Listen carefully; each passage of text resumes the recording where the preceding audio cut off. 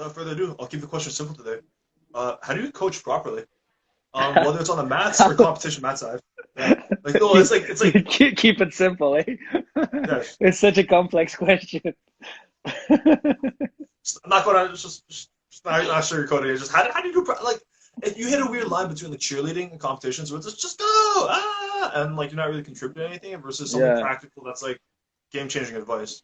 What's it hmm like how do you approach it? Well, um, as I stated like many times before in lives and talking with people I know and with my affiliate leaders and stuff like that. Coaching, I've been teaching classes since blue belt, and I've been coaching teammates since I was a blue belt, right? Our professor sometimes he didn't like going to tournaments, so I would be like the main guy coaching guys from day one, supporting guys. I really enjoyed it from right from the early beginning of my career. I loved coaching. I loved motivating my teammates to win, and I enjoyed watching my teammates win.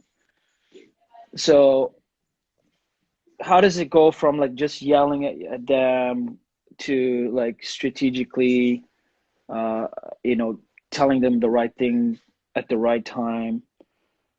It's an evolution, it I got better because I did it so much, Mm, you know.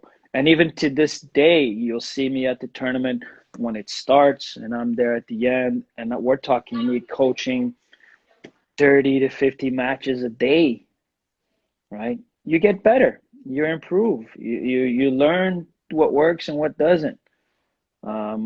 Coaching is completely different and a science in itself.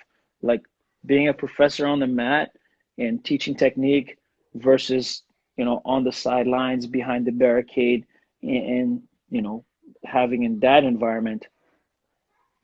But I think I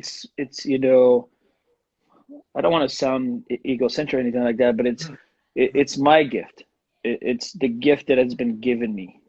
It's what I'm really good at. I think better than being a professor, better than being an athlete. This is what I excel the most at, and that's coaching. I've always had the knack and the ability to see things as they happen and anticipate as well as what's going to happen next. But I think a lot of it has to do with experience. Like if you know a lot about jiu-jitsu, which I'm a fanatic, you can see like there are problems that have been solved before. They're Yeah. predetermined patterns sometimes. So you can, I know what to tell my student because even though I may not like be very good at lasso guard, right? But I've watched so many videos and I've watched so many competitors and I've watched so much content on lasso guard that I know what to tell my student. I know what to tell them to look out for. What a timing. Plenty of matches. I'm like, not. I can. Okay. One of the things that's important for coaches to do is like, you have to spend so much time with your athletes. Okay. But this is also not just for coaches, but for athletes as well.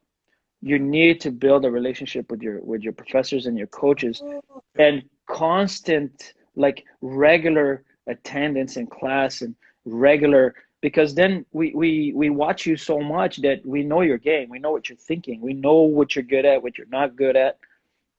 So when we go to the competition, man, I know what you're thinking before you're thinking, and I'm like, no, no, no, not yet, because I know what you want to do, but it's not the right time, Mhm, right? mhm. And I'm like, wait, wait, wait. Okay, now. And when they go now, okay, they go and they do it and it happens and it works. But that takes years. Like it takes years to develop that kind of relationship with Oh wow. Okay. athletes to where you know each other so well, like where they have so much confidence in what you have to say because when you say it, it works.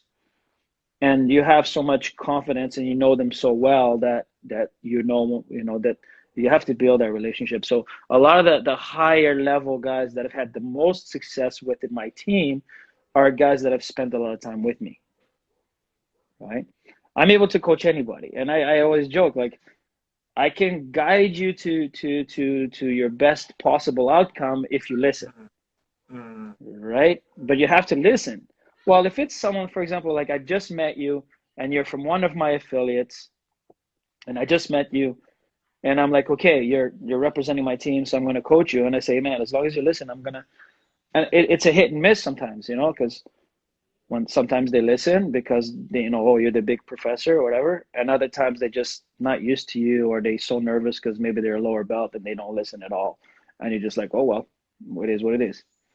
But it's not something that you're.